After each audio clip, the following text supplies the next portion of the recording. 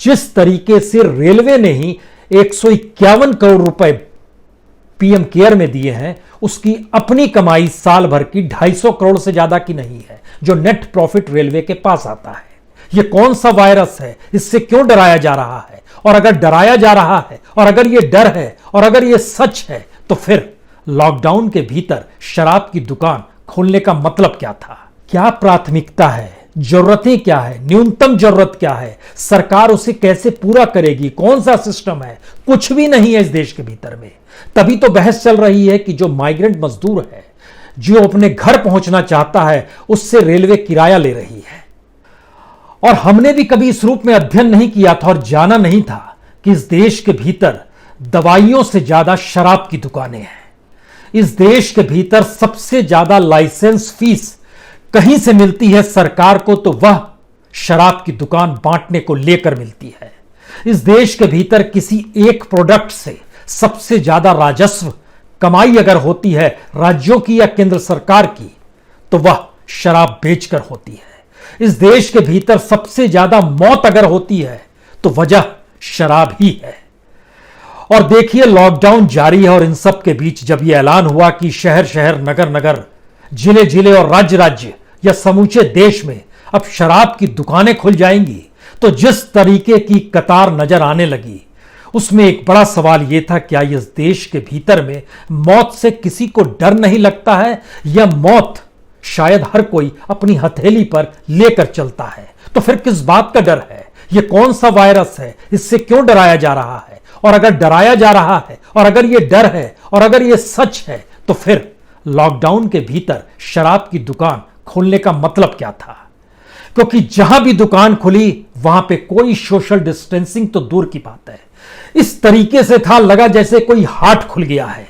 लोगों की कतार, चाहे वो दिल्ली हो, चाहे बेंगलोर हो, चाहे मुंबई का इलाका हो, चाहे दूरस्थ आंध्र प्रदेश के किसी गांव का इलाका हो, या केरल की दुकानें हो, कल्पना के परे है। एक खबर हमने पढ़ी थी अप्रैल के महीने में, जिस वक्त शराब की दुकानें बंद थी, केरल में 6 लोगों ने खुदकुशी कर ली थी।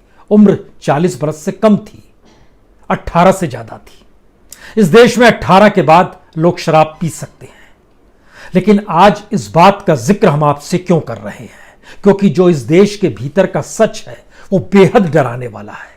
किस लॉकडाउन का जिक्र हम कर रहे हैं, किस वायरस का जिक्र हम कर रहे हैं, जरा समझने की कोशिश कीजिए। इस देश के भीतर में दवाइयों की दुकान के डिस्ट्रीब्यूटर्स जो हैं वो सिर्फ 10,000 हैं, लेकिन शराब बेचने के डिस्ट्रीब्यूटर्स की तादाद 72,000 है। इस देश के भीतर में जो रिटेल फार्मेसी बेचे जाते हैं उनकी तादाद 1,25,000 है। शराब बेचने वाले रिटेल दुकानों की तादाद इस देश में 6,30,000 है। इस देश के भीतर में जो स्टॉकिस्ट हैं दवाई के, उनकी तादाद 65,000 है। इस देश में जो स्टॉक रखते हैं शराब के, उनकी तादाद 3.5 लाख है। इस समूचे देश में जो रजिस्टर्ड दुकान है दवाइयों की, उनकी तादाद लगभग 5,50,000 है। और इस देश के भीतर में रजिस्टर्ड तौर पर जो दुकानें हैं शराब की, जो विदेशी शराब बेचते हैं, जो देसी शराब बेचते हैं, जो बियर की दुकान खोले हुए हैं, उनकी तादाद 19,80,000। जी, यह इस देश की स्थिति है। क्या प्राथमिकता है? जरूरतें क्या है? न्यूनतम जरूरत क्या है? सरकार उसे कैसे पूरा करेगी? कौन सा सिस्टम है? कुछ भी नहीं है इस देश के भीतर में। तभी तो बहस चल रही है कि जो माइग्रेंट मजदूर है, जो अपने घर पहुंचना चाहता है, उससे रेलवे किराया ले रही है। सरकार कुछ भी कहे, लेकिन सच यह है कि मुंबई के वसई से ट्रेन खुलती है कल के दिन, और वो ट्रेन पहुंचती है गोरखपुर, उसको पहुंचना है, और जो माइग्रेंट मजदूर है उससे लिया जाता है टिकट 740 रुपए। और जिनके पास टिकट नहीं है, कुछ लोग उसको वहां ब्लैक भी करते हैं और लेते हैं 800 रुपए। सामान्य तौर पर अगर आप स्लीपर क्लास में सफर करते हैं, मुंबई से गोरखपुर तक काशी एक्सप्रेस में बैठते हैं, तो आपको पैसे देने होंगे 680 रुपए। और अगर आप गोरखपुर एक्सप्रेस सुपरफास्ट में बैठते हैं तो आपको लगेंगे 735 रुपए। यहां पर पता चल रहा है, जब आप अंदर घुस के बातचीत करना शुरू करते हैं तो पता चलता है कि कुछ भोजन दिया जा रहा है, उसका भी पैसा जोड़ दिया गया है। जो बाहर चेकिंग हो रही है, मास्क दिया जाता है, उसका भी पैसा जोड़ा गया है। कोई रियायत कहीं से नहीं। और जिस तरीके से रेलवे ने ही 151 करोड़ रुपए पीएम केयर में दिए हैं, उसकी अपनी कमाई साल भर की 250 करोड़ से ज्यादा की नहीं है, जो नेट प्रॉफिट रेलवे के पास आता है। 150 करोड़ 151 करोड़ शगुन के नाम पर 1 करोड़ और यानी 151 करोड़ रुपए दे दिए गए।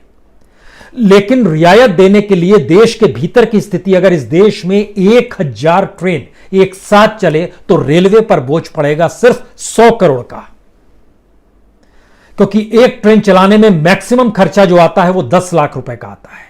यानी आप 100 करोड़ खर्च करके इस देश में 1000 रेलगाड़ी एक दिन के लिए चला सकते हैं। लेकिन हमने 151 करोड़ रुपए पीएम केयर में डाले हैं। पीएम केयर इस बात की तकलीफ उठाने को तैयार नहीं है कि वह उन पैसे से माइग्रेंट मजदूरों को रियायत देते हुए घर तक फ्री ऑफ कॉस्ट पहुंचा दे। लड़ाई इस बात की हो रही है कि स्टेट क्यों नहीं देता है पैसा, सेंटर कितना देगा पैसा, या सेंटर क्यों नहीं दे रहा है, स्टेट क्या पैसा देगा। लड़ाई इस बात की हो रही है। इस देश के भीतर में जो भी कमाई होती है किसी भी राज्य को चलाने की, उसके हाथ पांव फूल गए हैं बीते 50 दिनों में। कमाई हो नहीं रही है क्योंकि ये देश सिर्फ टैक्स के पैसे से चलता है। टैक्स तभी होगा जिसको आप माल को खरीदेंगे। बाजार से अगर आप बिस्कुट खरीदते हैं, पेंसिल खरीदते हैं, शराब की बोतल खरीदते हैं, कॉपी किताब खरीदते हैं, राज्यों के ऊपर दबाव है कि वो पैसा लाए तो कहां से लाएं, क्योंकि जीएसटी का पैसा जो इससे पहले का था वह भी सेंटर स्टेट को देने के लिए स्थिति में नहीं है। वहां भी लाखों करोड़ का बकाया है। अब राज्य क्या करें, तो शहर शहर शराब की दुकानें खोली गई। कितना पैसा आता है शराब की दुकानों से? शराब की दुकानों से तकरीबन 2.5 लाख करोड़ रुपया पिछले साल का है जो राजस्व के तौर पर मिला। 2.5 लाख करोड़। वो शराब की दुकानें जिसकी वजह से इस देश के भीतर में हर दिन जो मौत होती है वह 383 मौतें होती हैं। लीवर सिरोसिस बीमारी जो है, आपका जो लीवर डैमेज होता है, हर दिन 383, यानी साल भर में 1,40,000 लोग मरते हैं। तो क्या कहा जाए, जो 50 दिन बंद रहा हमने बहुत लोगों को बचा लिया, क्योंकि महीने भर की स्थिति में आइएगा तकरीबन 12,000 लोग बैठेंगे, तो बचा लिया गया क्या? और अब जब दुकान खुली और मेला और रेला पड़ पड़ा है, लोग शराब की दुकानों पर जा रहे हैं, तो ऐसे में शराब बिके और ज्यादा बिके, इसकी स्थिति में स्टेट गवर्नमेंट, सेंट्रल गवर्नमेंट आ गई है, क्योंकि पैसा चाहिए। और राजस्व का पैसा जो हम बता रहे हैं स्टेट वाइज की स्थिति जो है, इसके मतलब क्या है? इसका मतलब यह है कि हमारे देश की इकोनॉमी का जो बेसिक स्ट्रक्चर है वो दरअसल इसी बात पर टिका हुआ था या टिका हुआ है, जहां पे लोग जो माल खरीदने जाएंगे उसमें अभी तक जिन मालों की तादाद थी वो आपके लग्जरी आइटम थे। शराब लग्जरी आइटम में आता है। फ्रिज, एसी, टीवी, गाड़ी, बड़ी गाड़ी, ये सब लग्जरी आइटम में आता है और ये सीधे धड़ाम से नीचे आ गए हैं। इसको बनाने वाली कंपनियों में कितनी बड़ी तादाद में जो लोग काम कर रहे थे उनके पास रोजगार नहीं है। खुद भारत के भीतर में सीएमआई का डाटा बोल रहा है 14 करोड़ लोगों की नौकरी चली गई। नोएडा की स्थिति यह है, जो दिल्ली से सटा हुआ इलाका है, आज वहां पर दुकानें खुल गई तो तकरीबन 287 करोड़, इतना सिर्फ नोएडा में लाइसेंस के लिए लोग पैसा देते हैं और कि दुकान खुल जाए, साल भर बेच चले। और जब हमने सोचा कि अगर ऐसी स्थिति है और मान लीजिए किसी को दुकान खोलनी है तो क्या करना होगा, इसके लिए हमने देखा कि भरे पड़े। और आपको जानकर है तो कि विदेशी टूरिस्ट जो आते हैं उनके लिए जो 5 सितारा और 7 सितारा होटलों के भीतर जो दुकान है उनकी संख्या इस देश में 3133 है। बेस्ट शराब बेचते हैं वो लोग और इसी से कमाई होती है सरकार की, और वही कमाई उसके राजस्व का हिस्सा होती है। बड़ी विभत्स स्थिति है। हम वायरस से बचने का उपाय खोज रहे हैं, मौत ना हो जाए। यहां मौत बेचने को तैयार है, क्योंकि जिन बातों का हम मौत का जिक्र कर रहे थे उससे आए उससे पहले इसको समझिए। दुकान खोलनी है आपको, शानदार जगह पे दुकान मिल जाएगी, मॉल में, होटल में 1 से 2 करोड़ रुपए खर्च करने होंगे। आपको स्पेस चाहिए होगा 700 से 1000 स्क्वायर फीट, और वो जो मल्टीनेशनल्स कंपनी है वही चीजें क्रिएट करेंगी और भारत सरकार से उन्हीं का रास्ता है, वही लाइसेंस दिलाएंगी, वही सब काम करेगी। और मंथली जो आपको दुकान में बिक्री होगी वह तकरीबन 70 लाख है। ये एवरेज है। 70 लाख एवरेज का मतलब होता है तकरीबन 8.5 करोड़ सालाना। राज्यों की कमाई ही इस पे टिकी हुई है, क्योंकि राज्यों की कमाई में अपना जो 46% होता है उसका सबसे बड़ा हिस्सा अगर शराब और जीएसटी पर टिका हुआ है। जीएसटी शून्य होते जा रहा है, वैट मिल नहीं पा रहा है, एक्साइज हो नहीं पा रहा है, ट्रांजैक्शन प्रॉपर्टी और कैपिटल का रुक गया है, व्हीकल्स का रुक गया है, तो राज्यों की कमाई क्या होगी। इस देश की पूरी इकोनॉमी को अगर आप समझिएगा तो इससे समझ लीजिए कि इस देश में इकोनॉमी का मतलब पैसा और राजस्व को बढ़ाना था, तरीका कोई भी हो। तो तरीका जो है वह मौत बेचने का भी तरीका है। तो फिर यह लॉकडाउन मौत से बचने के लिए था क्या, या फिर जो मार्च तक भारत की अर्थव्यवस्था की स्थिति नाजुक होती चली जा रही थी वह इतनी नाजुक थी कि इस दौर में लॉकडाउन ने एक ढाल के तौर पर काम किया, क्योंकि लॉकडाउन के भीतर वायरस को लेकर बढ़ने वालों की तादाद जो पॉजिटिव आ रहे हैं और जांच के साथ आ रहे हैं उनका परसेंटेज अगर बढ़ रहा है तो फिर लॉकडाउन खुल जाता तो और मौतें हो जाती क्या। और जैसे ही आपने, अब आपके पास आप कंगाल हो रहे हैं, आपको पैसा चाहिए, और जैसे ही आपने खोला है दुकान उसके बाद स्थिति देखिए क्या हो गई है, तो मरेंगे तो उससे भी। तो अब आपको क्या चाहिए, अब यहां आकर स्टेट के पास कोई जवाब नहीं होता है, क्योंकि उसका सिस्टम ही दरअसल प्रॉफिट पे टिका हुआ है, ह्यूमनिज्म पे नहीं टिका हुआ है, इस देश के विकास और डेवलपमेंट को लेकर नहीं टिका हुआ है। इसीलिए इस बात का जिक्र बार बार हो रहा है कि भारत को संभाले कौन और भारत को संभालेंगे कैसे, क्योंकि खुद जो मैकेंजी है और सीआईआई है उसके हिसाब को भी अगर माने तो बहुत साफ तौर पर कह रहा है कि 54% लोगों की इनकम खत्म हो चली है, 67% लोगों ने कटौती करनी शुरू कर दी है। और जो डाटा आ रहा है कि असर अब जब दिखाई देगा लॉकडाउन खुलने के बाद तो कितना असर होगा, आपको जानकर हैरत होगी कि सीआईआई और मैकेंजी जो दो अलग अलग संस्था है, इनका जो एनालिसिस है कि 6 महीने से ज्यादा का असर, यानी 6 महीने तक बहुत बुरी स्थिति, 6 महीने से 1 साल लग जाएगा हमको पटरी पर आते आते, लगभग 60 से 70% लोग ये मानकर चल रहे हैं। हमारे पास उपाय नहीं है।